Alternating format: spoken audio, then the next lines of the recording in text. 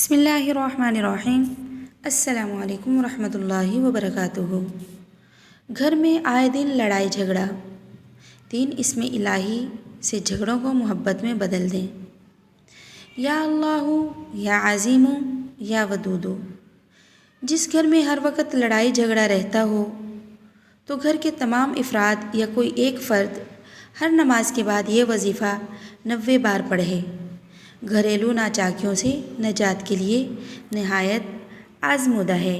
आप एक बार ये आज़मा कर देखें। इंशाअल्लाह आपके घर में जो लड़ाई झगड़ा है और जो बेअमनी है वो सब दूर हो जाएगा। अपने अल्लाह पर यकीन करके एक बार ये वजीफ़ा लाजमी करें। अगर आपको वीडियो पसंद आई है तो अपने फ्रेंड्स के साथ शेयर करना मत भूलिएगा।